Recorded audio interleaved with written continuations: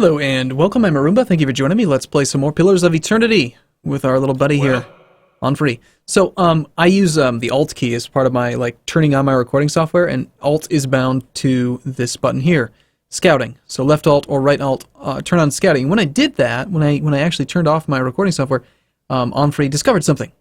This thing. There's a thing. There's a thing there. I think it was like the fact that there was a door. So... As you wish. Well? Stay quiet. I'll take care of it. I guess we'll double fast mode sneak. Sure. So I think that what we really got there was the cloak of protection. And now we've got like a puzzle to figure out. This mural must be ancient, yet the colors are still bright and vivid. Okay. So what do you suppose the chances are? Found something. Worth a look. There might be some traps there. It's possible. Yes. All right, so let's go play with these things. All right, we're gonna use the torch. Flames flames kindle swiftly to the brazier, winding their way upwards. What is it?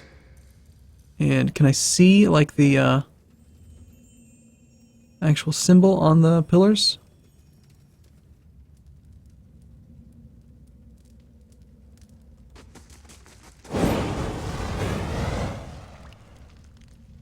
Okay. I don't know about you, I have a feeling that something bad's gonna happen if I light them all.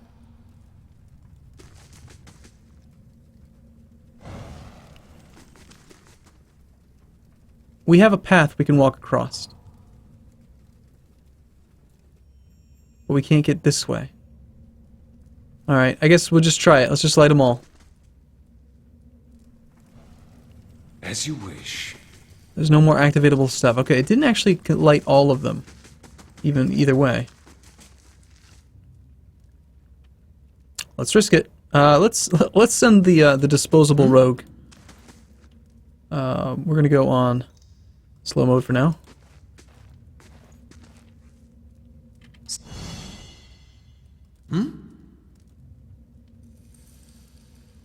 Maybe there's nothing to the sides anyway.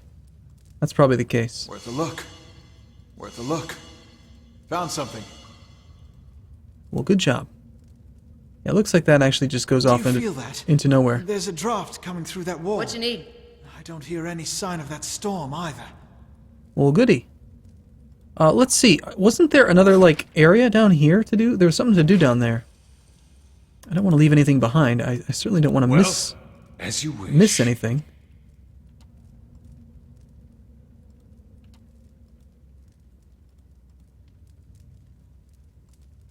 I would hate to miss something. What is it? We'll keep on sneaking, because why not? But we'll go on double speed. Okay, we got detected. Alright, so it's a spear spiderling. Kill it. Kill it with fire.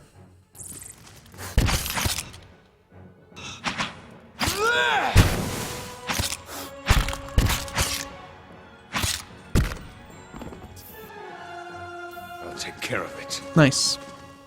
Anything else to be done over here? Let's continue to kind of like sneak. Kind of like sneak. Another spear spiderling. Alright, this is a famished spear spider. I'd like if I could like click on it and learn more information about it, but we're gonna focus fire the spear spiderling. Seems like a good time to turn into a cat. I'm assuming okay, if I do nothing and I turn that thing on, he's just gonna stand there. But if I click it and then tell him to go here, he turns into a cat on the way.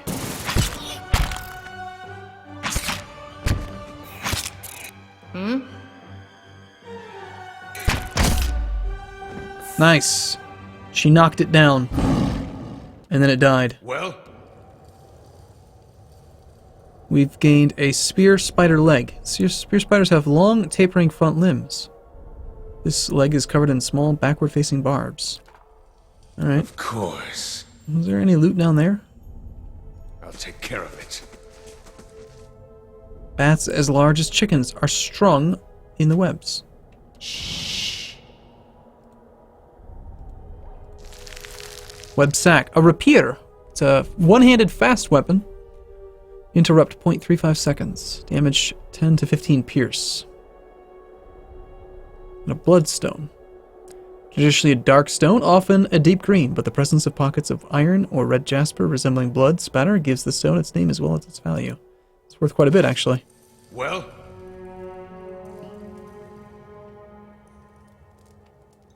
I'm assuming this means that we're going to leave this zone?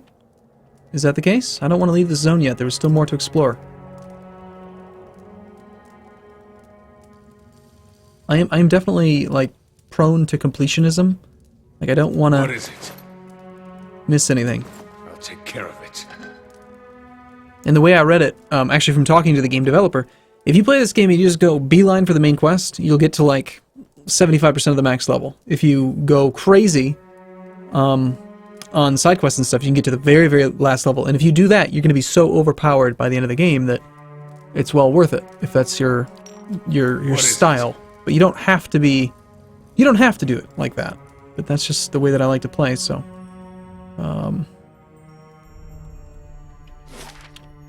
Alright. What's down here? I bet this is just an alternative solution then, maybe? I could scout ahead, see what's around the corner. That's what we're all doing.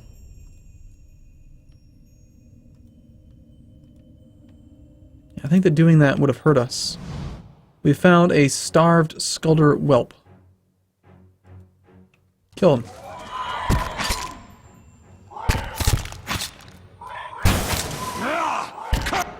Now, obviously, you guys should, like, be smart about this. Your eyes. And flank him or something.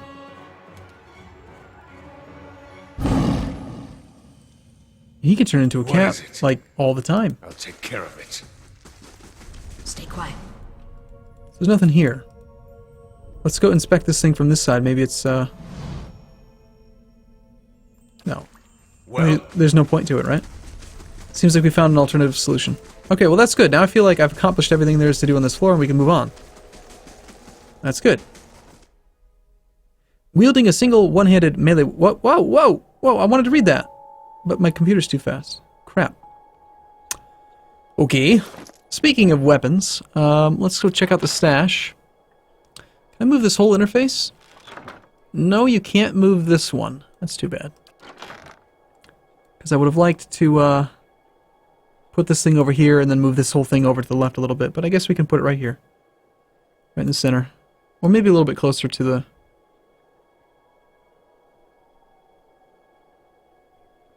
Like that would be good, I guess. So I'm wondering if maybe a better weapon could be used for anybody. Let's see what we've got. Right now she's using a battle axe and a torch. Does she need the torch? Would she be better off using like a shield or something? I suppose one party member should have a torch, right? How do you know if someone is better with one weapon or another? So comparing the hunting bow.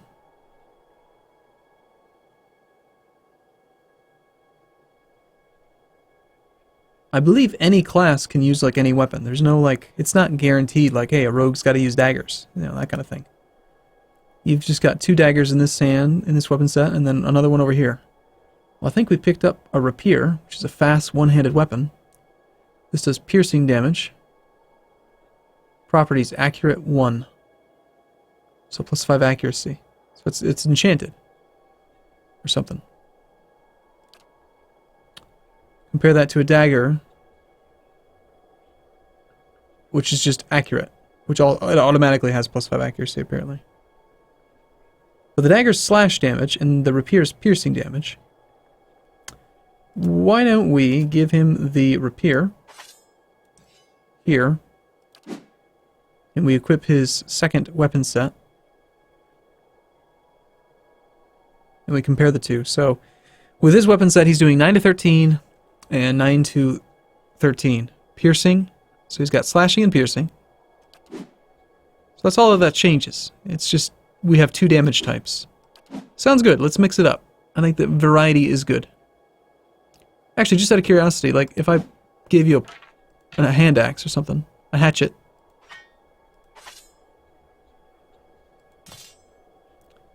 He has a penalty to his accuracy. Same damage type. There's like 0 sense in doing that.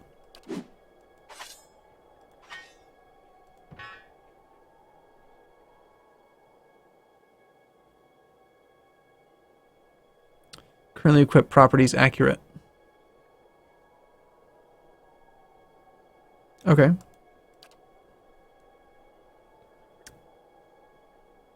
I wish I could know more about the game, like what the base, like what good weapons are.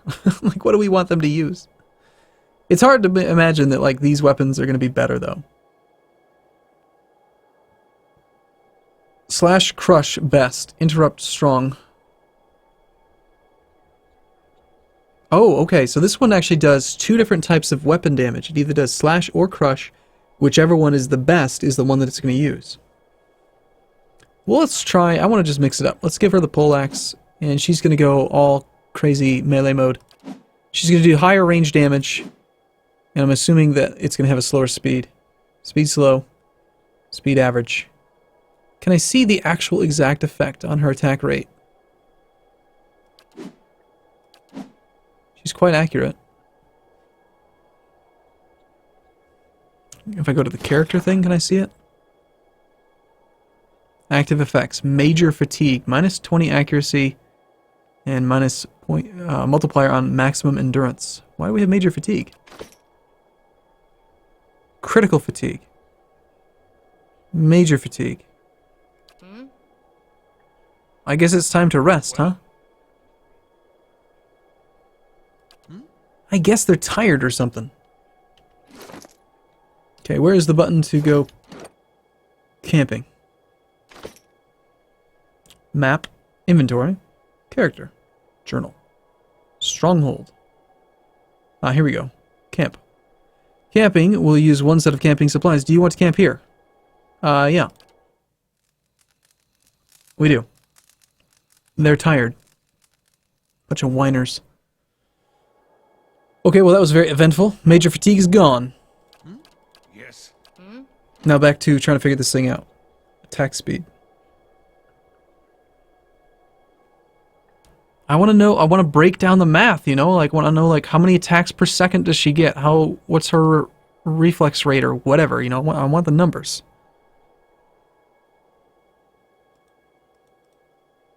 We're almost level 2.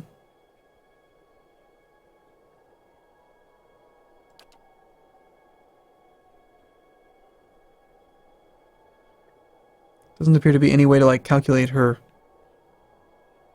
Oh, she's got an accuracy of 30.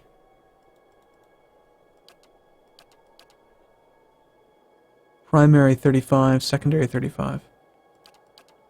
Apparently I'm the one that's very inaccurate. Alright, whatever. What is it? If it's not going to tell me what I want, then that's fine. Older, robed man. 4 figures stand silhouetted before an otherworldly apparatus, an ancient structure of chiseled adra and metallic veins, inscrutable and ominous, and looming like a silent observer. Standing motionless in their midst is what appears to be a human body, colorless as stone or ash. The other figures gaze upon it in what might be contemplation. From your vantage point, you are well obscured from their view. The face of one of the figures is distantly visible, framed by long tendrils of oily gray hair, tinged dark at the ends, and a thick beard that seems to obscure all trace of emotion. His faded robes are embroidered with a runic language unlike anything you have ever seen, and his head is crowned with a strange black headdress, with 2 protrusions jutting out, one on either side like the wings of some profane and malevolent creature. Oathbinder, bear witness, and see this man has kept his word true to his last breath, full to his blood's last drop. Guide his soul, queen that was, and regard it among your favored. Let his life by the key be his confession. Let his death by the key be his absolution. May he walk the world ever free of the crushing weight of the book. Your brother has done his part, and you have seen the power of his contribution. I will accept no further hesitation from the rest of you. In the sight of the queen that was, will you fulfill the oath?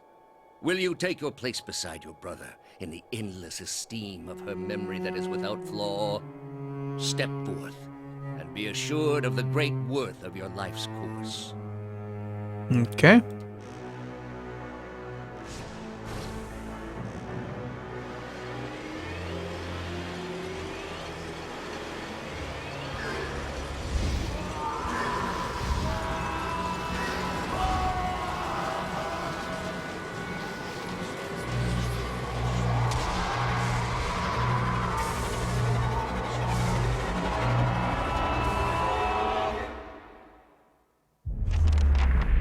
Creepy. For an instant, the apparatus goes quiet and the air is still. Then, all at once, it erupts with a concussive surge. Light floods your vision, and you are knocked to the ground. Your head snaps back as you land, and pain wells into the back of your skull, washing your last thoughts away into the black, unconscious void. You open your eyes to a different place, another time. You stand in a circular room, grand and domed. Its walls lined with adra and trimmed with copper. This style is ancient, but the chamber is unweathered. Sounds like we went back in time. At the far end of a great pillar of adra pierces the floor from below like ragged spikes, its shimmering texture giving the illusion of boundless depths. Encircling the pillar is an apparatus much like the one you have just seen, but immense and multifaceted and intertwined, the work perhaps of a prodigious but fevered mind. Your thoughts are yours and not yours, and they seem to exist before you think them. And they are all questions, pressing questions, troubling questions, questions that must be answered, or... At the base of the pillar now, you see a man with a thick gray beard and a ceremonial robe, his oily hair tucked beneath a black cowl and a strange ornamental headdress. Sounds familiar? You know this man. You are walking towards him now at a pace that is hurried, while trying not to appear so. You have something you want to ask him, one question above all, and the question spins madly in your mind. They're all frozen now. They're all dead.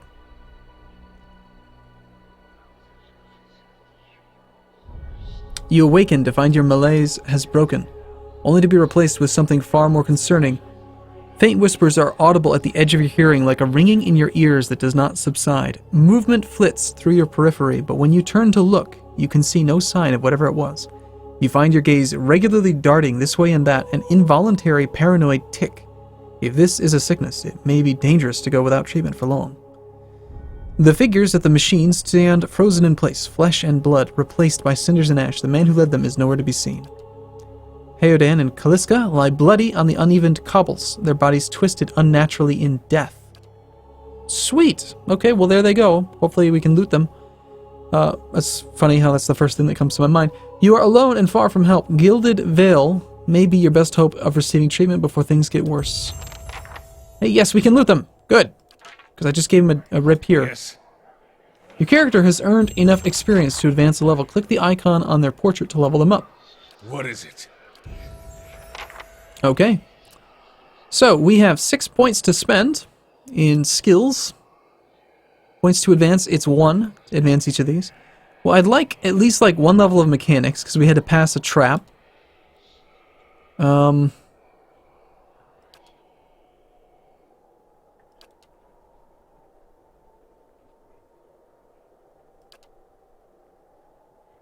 What happens if I only have...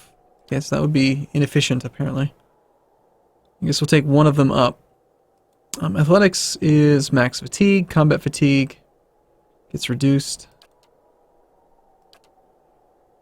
So minus 90% combat fatigue gain. So you're saying we can fight for a long time? Is that the idea? Lore. Can use level 3 lore scrolls. We can disarm more traps. Survival. Better consumable duration. I think we go for the athletics. Okay. So stealth +1, athletics +2, lore +1. And I missed out on survival. No new class unlocks.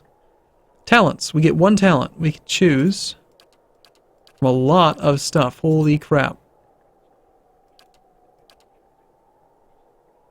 Talents can be used to customize your character beyond your class ability choices. Some talents modify existing abilities, while others add new abilities of their own. A subset of talents are class-specific, but most can be taken by a character of any class. So these are class-specific talents, and then these are general offensive, defensive, and utility. So Wild Strike Burn. The druid's knowledge of the forces of nature allows him or her to automatically inflict additional burn damage when spirit shifted. Gain a passive effect plus 30% damage as burn. So that's pretty good. Corrode, freeze, shock. So while shapeshifted, we can make ourselves even stronger. The risk, though, I think, is that we're only shapeshifted for like, what, 5 seconds, 10 seconds of each combat? Maybe there's another one that's like just better. Weapon focus, adventurer. Defensive focus, hold the line. Passive effects, self, +1 enemies engaged. Trains the character into new defensive strategies, increasing his or her engagement limit by 1. I don't really know what that means, but okay. Increases the character's reflex defense. Okay. Bear's fortitude, bull's will. Graceful retreat grants a bonus to all defensives against disengagement attacks. It's similar to like, okay, so if you try to run away while you're engaged in a fight, then you have a defensive, like a roll that you have to succeed against. Otherwise, they get a free attack against you. And I think that this makes it easier for you to just walk away from somebody. +1 move speed, +5 defense when disengaging. Character becomes more fleet and nimble. Increases burn and damage. Burn damage and damage reduction.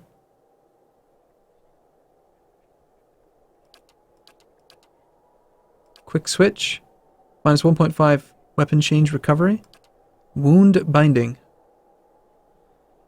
Gain 1 per rest. We can bind our wounds. Field triage? Nah.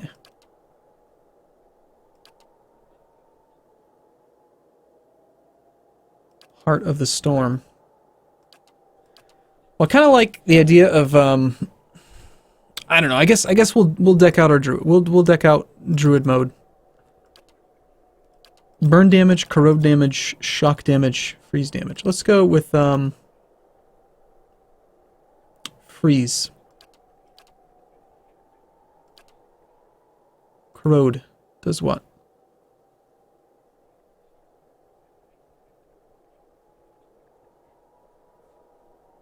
I guess we go with freeze. Freeze is good. Okay.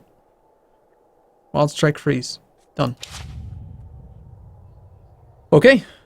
All right, good to go. All right, I'm going to take a break here. I look forward to seeing you in the next video. Thanks for watching, everyone. See you soon.